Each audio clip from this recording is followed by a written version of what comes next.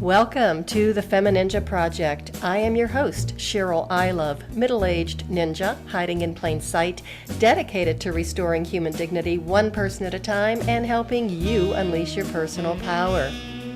Discover that it's possible to look like a woman, act like a lady, move like a ninja, and think like a warrior. And remember, men are always welcome on the FemiNinja Project.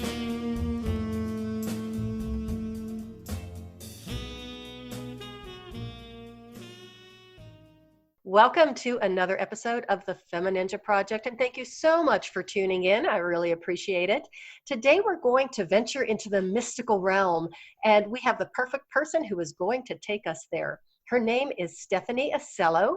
She is the author of the Heart Writing series and recently published a book titled Pour Me Another Cup, Mystical Writings to Illuminate Your Soul. So Stephanie, thank you for being here and welcome to the show.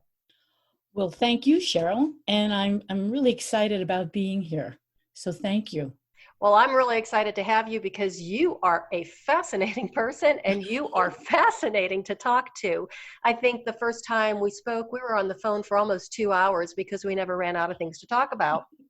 But you have an amazing background. You actually are originally from the New York area. Brooklyn, is it, or the Bronx? Originally from Brooklyn, but lived most of my life on Long Island. And you were a school teacher? Yes, in the public school system there for about 25 years, I think. So how do you go from being and I think it was middle-aged school. Yes. How do you go from being a middle-aged school teacher, teaching on Long Island, to a mystical being living on a farm in Colorado and raising your own vegetables and having your animal gurus surround you every day? How does that happen? Well, how that happens is, and I'm a real supporter of it, is first you have to follow your desires and passions, no matter how unusual or maybe not fitting into that vision that you had. And when I was younger, I always had a thirst for understanding that essence of life and the wonder of life. It was amazing. I when I was younger, I couldn't understand how you can take a little seed, like a tomato seed, which is so tiny. You put that in the ground with soil and water, little sun, some attention, and you get a fruit from it. How does that happen? And I always was questioning that. So even before I was a teacher, I was on a quest. And when I was younger, I was a little bit rowdy. I used to smoke a lot. I used to get in trouble. I hated school. I used to cut all the time. I used to cut high school and actually hide out in the church down the block for the truant officer to pass. And then I used to hop on a bus to Jones Beach or meet some friends. So I was a little bit of a rowdy, and I had very little patience. And I knew that I had to change when I started getting older. And one day I'm walking down the street, synchronicity, and I saw a sign about a yoga class. And that's when I joined an ashram. An ashram is a community where you learn the principles of Raja Yoga or any other kind of yoga, but you really get into it. So before I was even a teacher, I was involved in the ashram. Were you in high school at that time, or had you graduated high school? I graduated high school, went to college just for a couple of years, and I quit because I didn't like it. I really didn't like school. So that's the funny part. And then I became a teacher. That is so funny. I know, right? Isn't life funny? So I graduated. I went for a couple of years of college, and I started really in my early 20s. Mm-hmm. That was back in the day when not everybody was doing yoga. No, my family stopped talking to me, and they thought I was a little bit off the wall because I was really into it. And I withdrew a little bit from the mainstream. Mm-hmm. And that's what sometimes people get a little concerned over that. But sometimes you have to do that to really immerse into that quest or that seeking of looking within. So I did that for a few years, and it was great. I loved it. So what was it that really, that you loved about it? What was it that kept you going? And really motivated to continue to study it and to embrace it? Well, first of all, I had a really good teacher, and her name was Gurani Anjali, and she was a woman guru, traditionally from India. And the teachings, I've never heard that before at that stage of my life, how you can actually explore that inner frontier that we all have within us. And I just thought it was just amazing. And it was a lot of fun because I was really expanding consciously in a sense. And the people there were great. I quit my job, I didn't work, and I just worked for them. So my whole life, my whole day was meditating, doing asanas. I was working for them too, but there was no outside mainstream pressure. That was the greatest part. I wonder if that's even why you went back to school and became a teacher, because maybe you never had that experience. Many of us hadn't, as we went through traditional schooling, of having somebody who really could, show you the way of learning and how to be curious and interested and explore different topics, rather than here's the curriculum, here's the information, here's the test, you pass, you fail, that's it. Yeah. It's also when you start looking within, you get a sense of yourself and self. The self with the small s, and that's your personal self, your personality, your identity. And then there's the big S, and that's the part that is total awareness, and that's the part that knows. And when those two come together and meld, because you have to embrace them both. We are humans, and it's a great vehicle that we have. And once that melding happens, there's a little better understanding about one's life and maybe even purpose. So what made me join the ashram is that I was losing purpose a little bit. I was a little off track. Sounds like it. Yeah. So that's that. So do you think that the small s, what you're talking about, that sense of self in the way that it's more ego and self-image, do you think that gets in the way of the big S? It gets in the way, but there's so much written about the ego, and sometimes it seems negative, and you need your ego. It's part of your personality, your identity as a human. And there's nothing wrong with having an ego and having preferences in this life. That's what makes it so much fun and juicy, But the thing is, and that ego, that perspective of our personal mind, is actually like a navigator through the physicality. It helps us navigate in this physical world. However, sometimes through my experience, that small s gets in the way because it thinks it's in charge. That's where it gets in the way, to the thinking and always using the reasoning and mind. And if you look at life, Cheryl, life is really not reasonable. Life is a mystery. And that we have that within us. So we have a part of us with the big S that has an overview, that knows our past, it knows the present, and it knows our future dreams. And when you tap into that, you get a higher perspective of your life. Like you're in life, you're really in it, you're having fun, you got to have fun, but you're not of it all the time. Taking everything so seriously, that everything is real. Because if you really look at life, is anything really real? So if I had just read this on a piece of paper or in your book, right now I would be taking out my highlighter and highlighting those words that you just said. Oh, thank you. Because that is so profound, especially, with all that we've been through as a society, as a country, whatever, over these past several months. It's been really difficult. But to take that different perspective, a higher perspective and meaning of life, sometimes you could either rise above it or pass through it in a way that's still very joyful, still very healthy, still very aware of life as a wonderful thing. It's a wonderful gift. Absolutely. But could I give you two analogies that might help that too? Absolutely. I would love that. So I'm sure you've heard of this. There's, when we're focused on the outside world, and that means the collective consciousness with like what's going on now, if you watch the news, it's like a turbulent surface water on the ocean. It's like when a storm is coming and the waves are really high and you're in there and you're getting splashed, you think you might even drown. You can't even take it anymore. Mm-hmm. However, if you go deep into the ocean, it's very silent. It's Ah. very quiet. So it's kind of an analogy within us. When you're on that surface mind all the time, it gets very confusing. And that's what's happening now. It's chaotic, it's disturbing. But when you turn within, and I feel that's one of the most important empowerment realizations for anybody, is to turn within yourself. Because within yourself is a connection to all that is.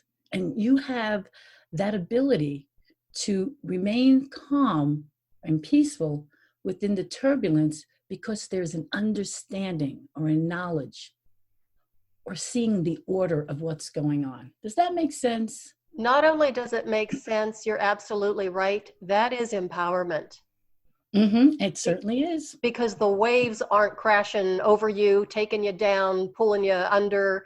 You know, I once got caught in Cabo San Lucas in like the waves as they were just, you know, breaking on the shore, and I got kind of caught in it. It was like being in a washing machine, and just, you know, kept taking me over and over and over and over. And every time I would roll over, it would pull me out a little bit and I'd fight back. And it was a horrible, frightening situation to be in. But when I finally crawled out of it and I'm crawling back on the beach, it was like, that was a profound experience. Not one I ever want to repeat, but it's just an example of how easily it is to be swept away. And that's what's happening now. Everybody seems to be on that surface, not everybody, but a big percentage of what's going on is that turbulence. You're never going to find that peace on that surface water. You can't. Well, it's almost like with all the turbulence, the more attention that's given to it, the more turbulent and chaotic it gets, and the more threatening and the more power it receives, rather than you going within yourself and taking your own power back. Exactly. Very nicely said. Yeah. Well, I had help. You helped me kind of figure that out. So thank you. Oh, yeah. If I could interject for a moment of why I even wrote the book. Oh, absolutely. But before you do that, what I really want to know first, how you went from Long Island to a small kind of farm town in Colorado. Okay. And how did you pick Colorado? I asked you at one time, the last time we talked, did you just pick up a dart and throw it at the map and see where it fell? No, I didn't do that, even though that probably would have been a good idea too. But again, when I was younger, my family, my brother used to go to college in California, so we went across country a couple of times. And I always remember I was very attracted to Colorado at 9 and 10 years old.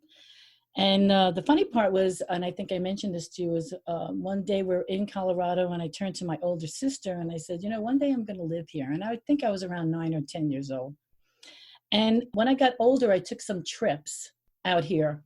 And I actually ended up in Colorado by mistake because I thought I was going to live in New Mexico. Oh. And I really liked it. And I started coming here in the summers because I used to have the summers off as a teacher. Again, following desires and your passion, I always felt like I just needed more space. I mean, I love New York. Long Island was great, but it is a little congested. And I felt I needed a change. And even though I wasn't sure how it was going to pan out, because I had a job and jobs give you money and I was a single parent. And, but you know, synchronicity happens in very strange ways. So I just started to exploring different ways to live. Because I didn't wait till I retired from my teaching job. I left early. And I came out here and I decided to try something different. Because I always had that desire to grow stuff and, you know, and fruits and vegetables. I never grew anything in New York. I think maybe one flower or something. And, you know, so when I came here, I really wanted to get connected to the earth.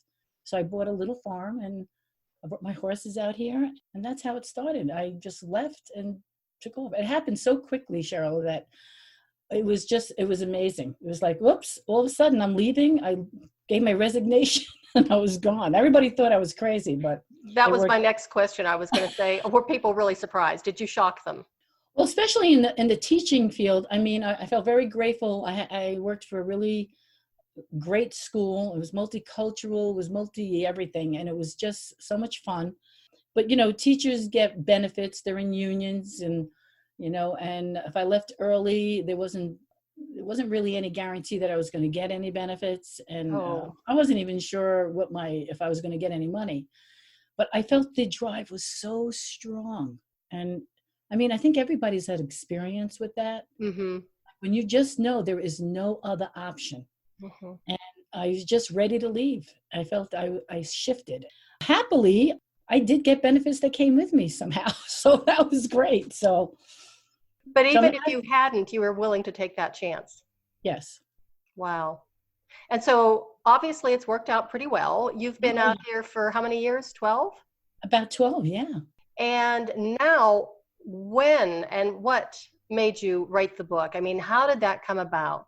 Because it's a beautiful book. I mean, I've got it right here sitting next Oh, to me. thank you. Thank you for the book. It really is lovely. And I did exactly what you suggested. Just flip through it. Any page that I stopped at, that was the page that I was supposed to read at the time. And Right, so I've done that a few times. And this morning when I did it, I flipped on, for some reason, a story about butterflies. And I love butterflies. I thought, well, I have to read this story. And it actually was a story followed by a poem. And it was about unconditional love. right.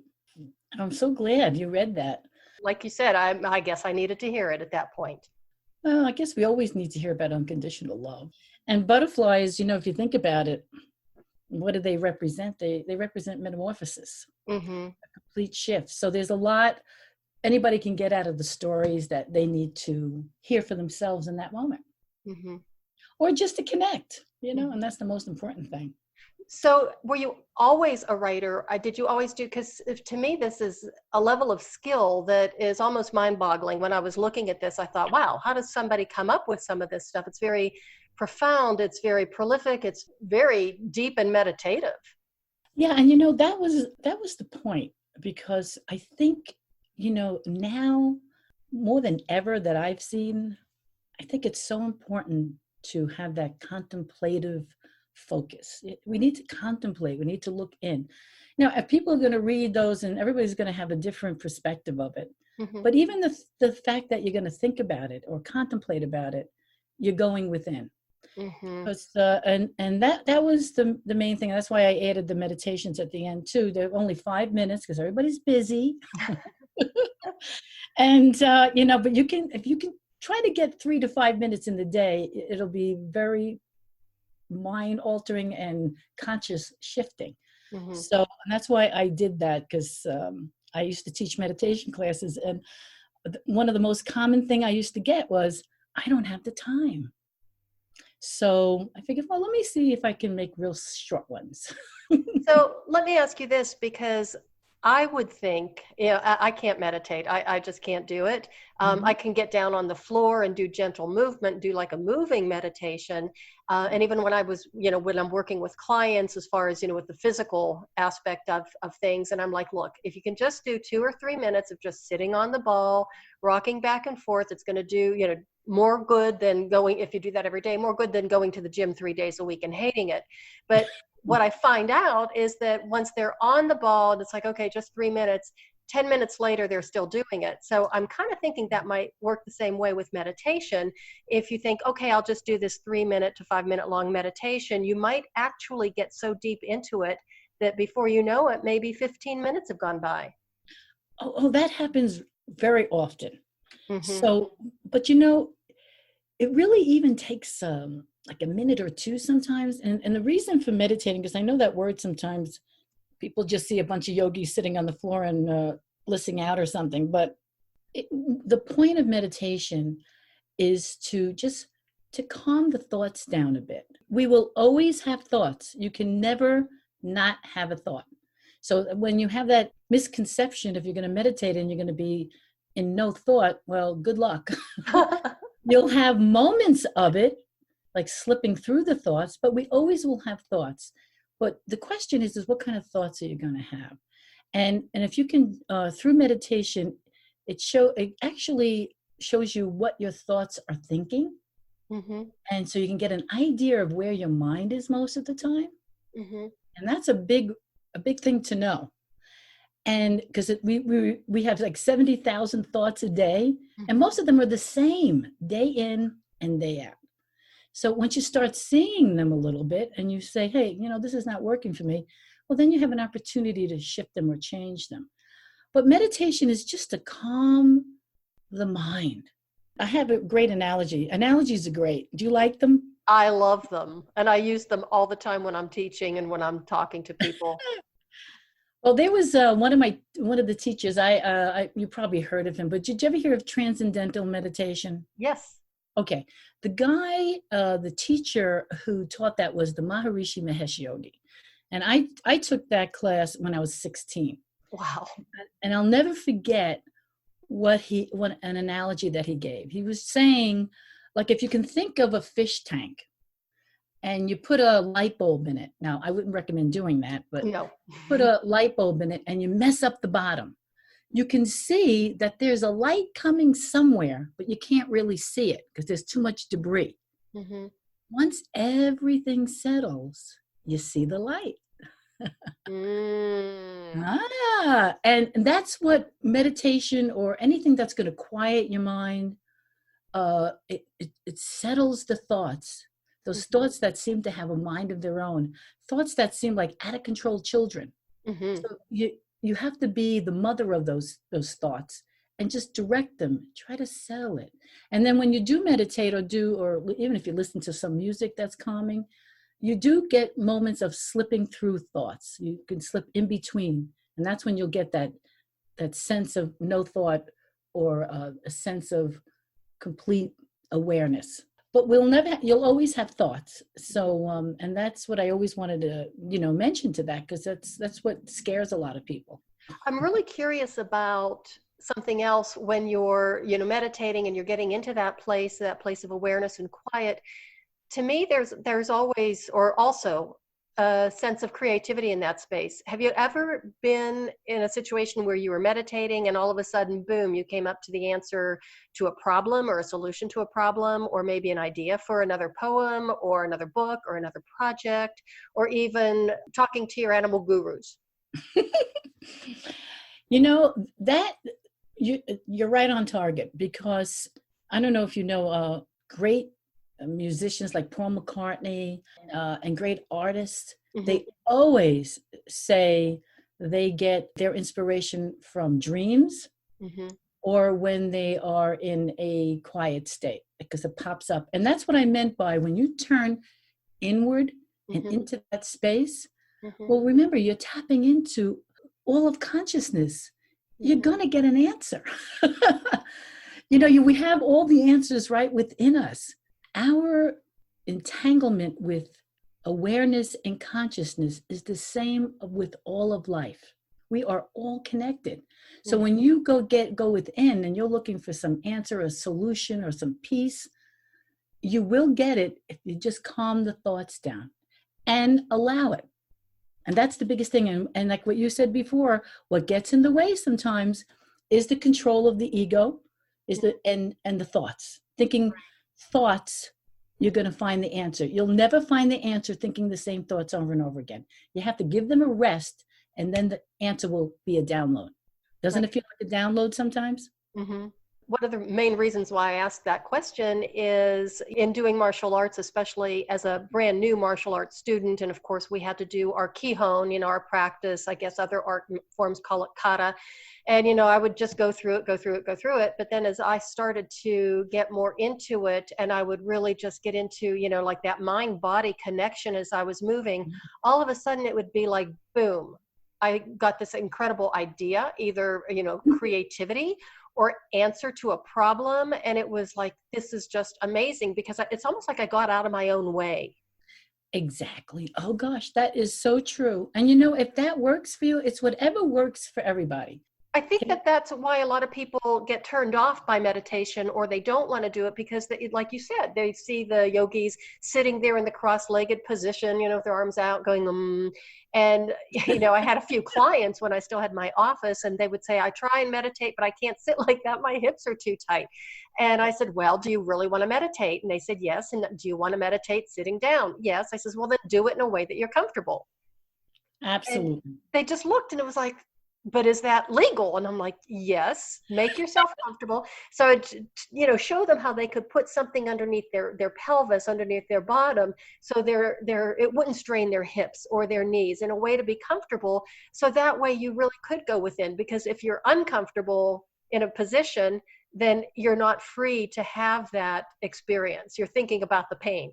Absolutely. And you could sit in a chair. Right. The biggest thing you could sit is just as long as your back is not like all crunched up. Right. It's Right. kind of, straight, but not rigid. But you Right. can sit in a chair. Yeah. I mean, I sit in a chair plenty of times, but that was very good advice that you gave. And I know that's some of the misconceptions of meditating, but it is evolving. Mm-hmm. You don't have to meditate for 40 minutes sitting on a hard surface. Right. You Well, could I just, mean, that kind of defeats the purpose. And the beautiful thing, I think, about meditation and some of this mystical stuff and the mind body connection is that there is no right or wrong, just opportunities to learn. So if you want to meditate, you find a way to do it in a way that's comfortable for you and meaningful for you, not because you saw on a video that you're supposed to do it this way. It's about finding your own way. exactly. And listening to yourself. The big S.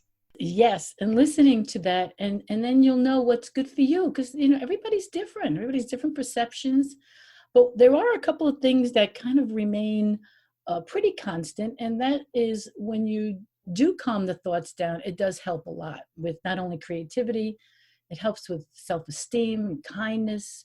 You're not into that, that crazy waves going all over the place. Right. In the quiet, you can take a moment to look and to listen. I would imagine it would be really good for things like blood pressure, digestion, Mm-hmm. So, any kind of bodily function, and even to help prevent illness and disease. Because if you're uncomfortable, going back to that analogy, you're not in a state of ease. It's dis-ease. And if you're always ratcheted up in that situation where all this information is coming at you and you cannot calm yourself down and go within, you're really doing yourself a disservice. yeah, and again, sometimes it's very difficult. With we're living in a time where we know what's going on all over the world. Where when I was growing up, I only knew what was going on in my town. Right. So that we are getting bombarded, and that's why I think whatever you need to do to calm and stay in that higher perspective, if it takes painting a picture or doing your martial arts, whatever gets you in that flow, and it sounded like you were definitely in the flow, do that. Mm-hmm. And make decisions when you're in that flow, not in the turbulence of the waves. And turn off the TV, the radio, the computers. And I think that's part of the problem, is because we are so connected with cell phones and, the computer and everything. And even if we're not actively seeking news, it's kind of thrown at us. Even, in the middle of sending an email, you get a pop-up on the computer. Oh my God, this happened. The world's coming to an end. And we didn't have that when we were growing up. We're about the same age, I think. And, we were outside playing. We were with our friends a lot. We had maybe an hour of television at night, and that's all we were allowed, because we only had 3 stations anyway, or 3 channels. So it's not like it is now. And I think it's really easy to get sucked into that blue light. It's so easy to get sucked into the television, the computer, the news, the what's going on, because we all want to stay connected. That's not a healthy way of being connected. No, that's being connected to the turbulence of the surface of the water. So, but if you watch these things and integrate, I mean, technology has wonderful benefits, and if we have to kind of integrate it into a balanced, healthy lifestyle, Into our humanity. and right. Mm-hmm. So a few other things I wanted you to talk about. We still haven't talked about why you wrote the book. Oh yeah, that's important. That's one of them.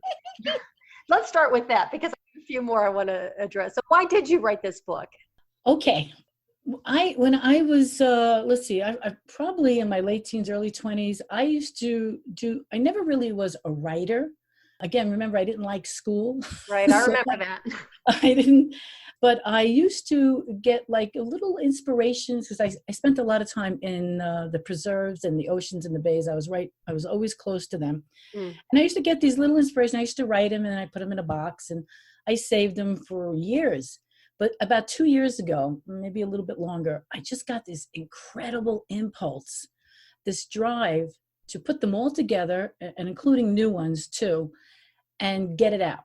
And the reason that was behind that, or the energy, or I don't know if it was an intention, but the drive behind it was that I really was feeling very strongly that humanity is at a real critical point in human history right now. Yep. And we have to make the ultimate decision as humans of what kind of world do we want to live in? Do we want to live in a world of love and peace, or one of fear and discord? Mm. And it's in our hands. And I think a lot of people don't understand that. And only a shift of consciousness will transform our world and the world we share. We need a shift. And it all begins with each and every individual, everybody. And the way to start it is starting to look inward, start tapping into that reservoir of consciousness and awareness and of knowledge. We have it all within us.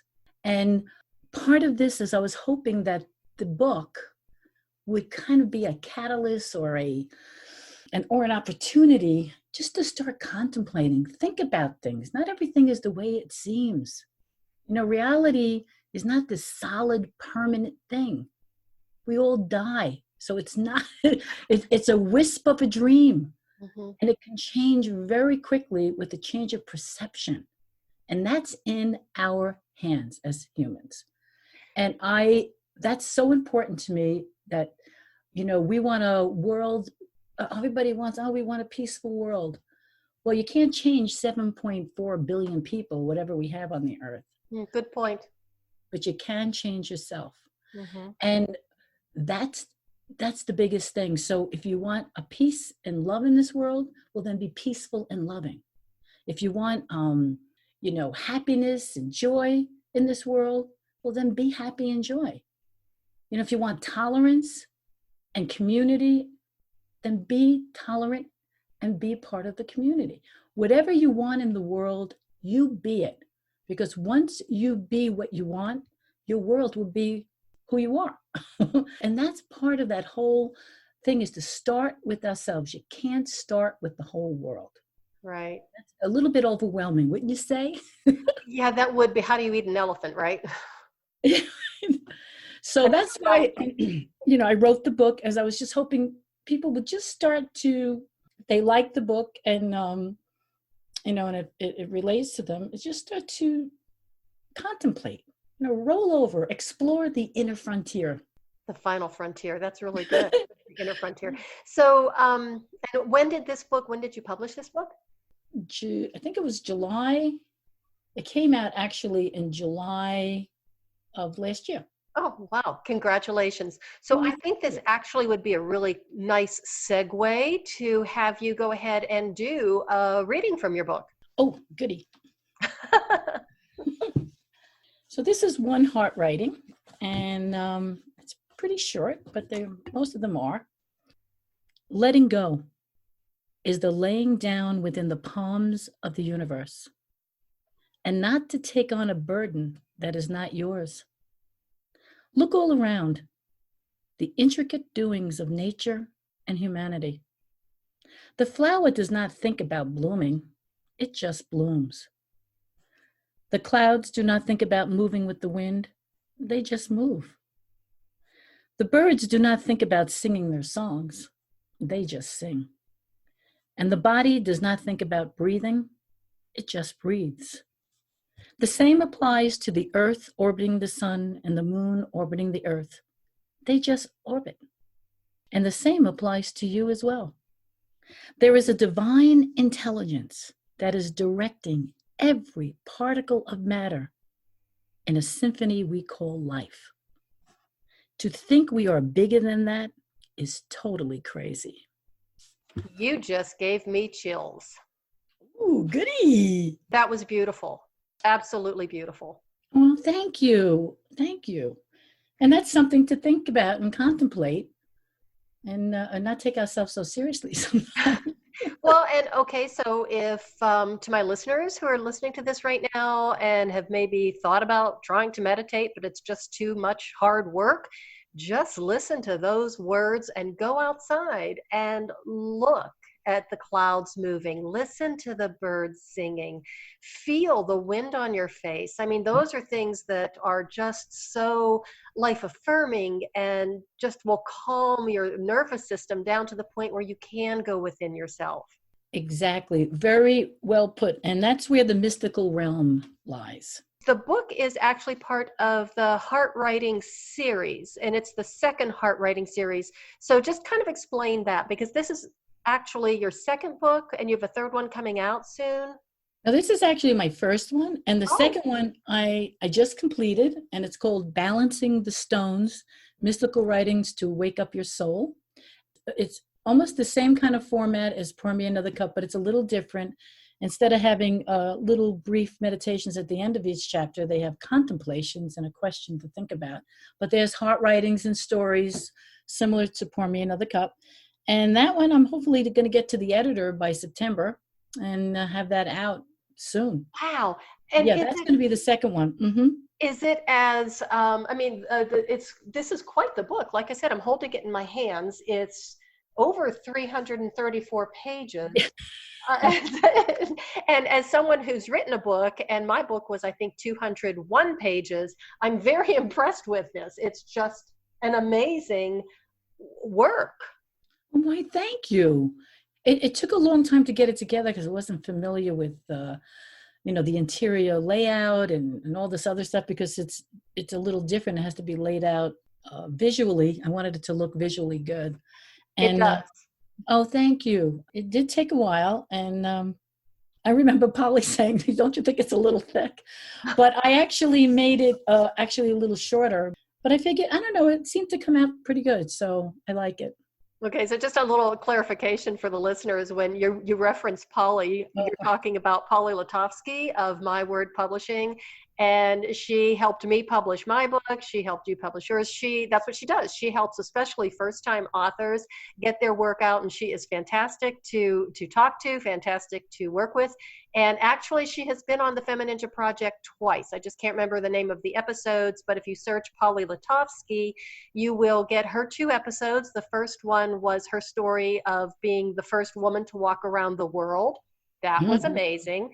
And then the other one is how to self-publish, the do's, don'ts, and don't even think about doing. So, but anyhow, back to your book, as we were talking and I flipped through it, I did again what you said to do. Just flip through the book. You'll come to a page for some reason. That's the one you're supposed to be on. And when I flipped through it, it stopped on page 334. And it was the sacred moment on the tiny itty bitty space. Oh. And then the one directly underneath that was the meditation. And you could, reading that paragraph before that, the quick little meditation can also just get you into a connection if you didn't even want to do the meditation. Yeah, it's beautiful. So I'm going to bookmark this page too. So I've got bookmarks all over your page. So basically, you've been very effective and your work here is done. So you got me convinced. Well, good. Spread the word. I will. Well, that's what we're doing. And can I make a little bit of a point? Do we have a couple of minutes? Oh, absolutely. Go for it. Oh, goody. Because, when people hear the word mystical, sometimes it's, everybody has different interpretations of it. But the mystical realm that I'm talking about is where the unity and oneness of life, because everything is connected, is experienced.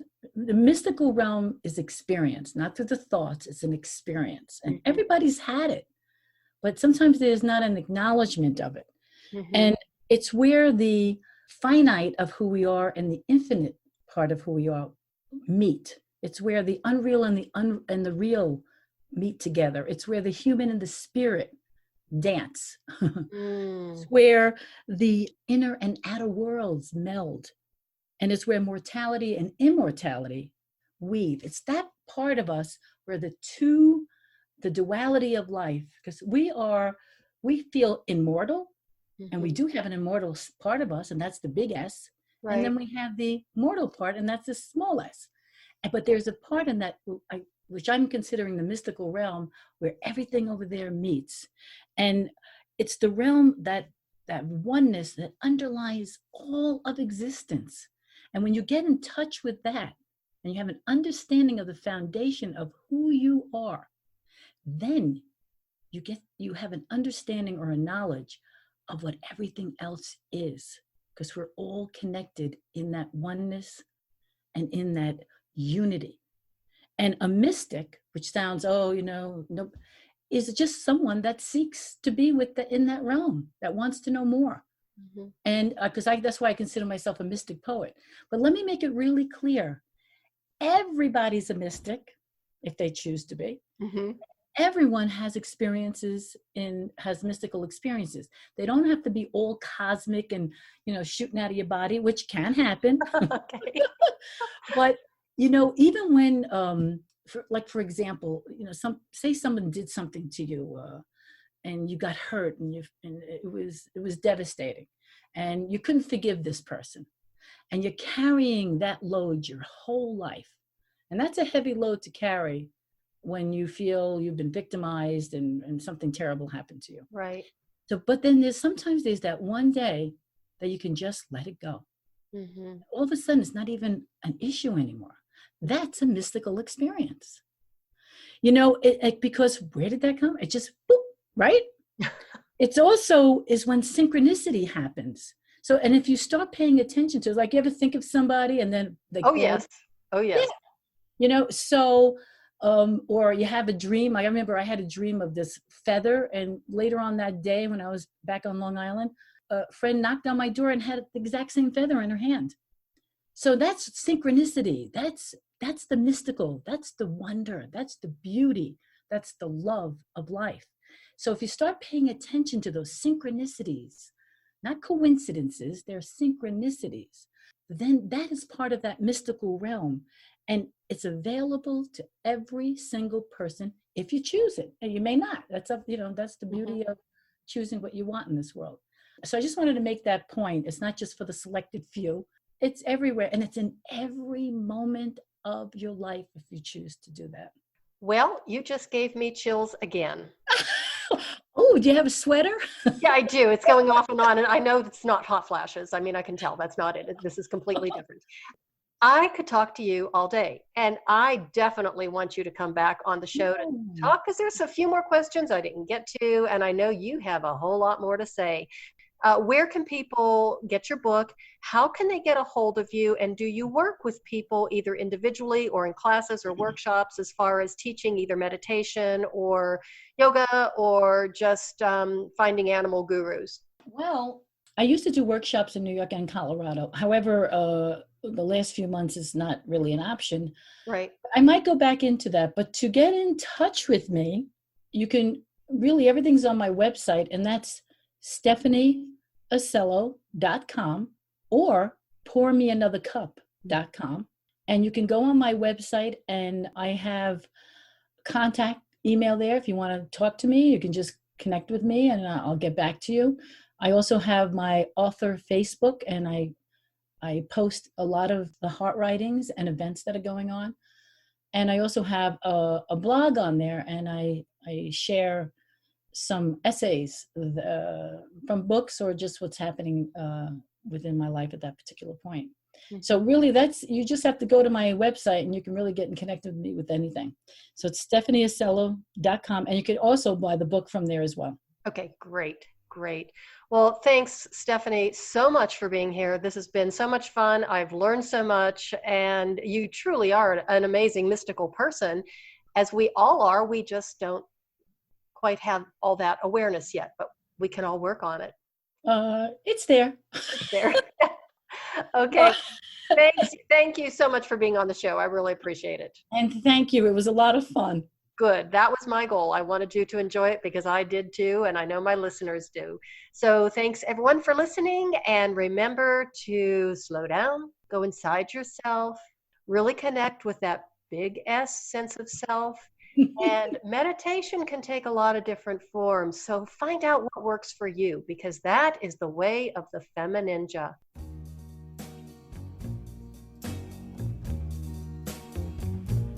And that's a wrap on another episode of the FemiNinja Project. Thank you so much for listening. And remember, be safe, be strong, and until next time, bye now.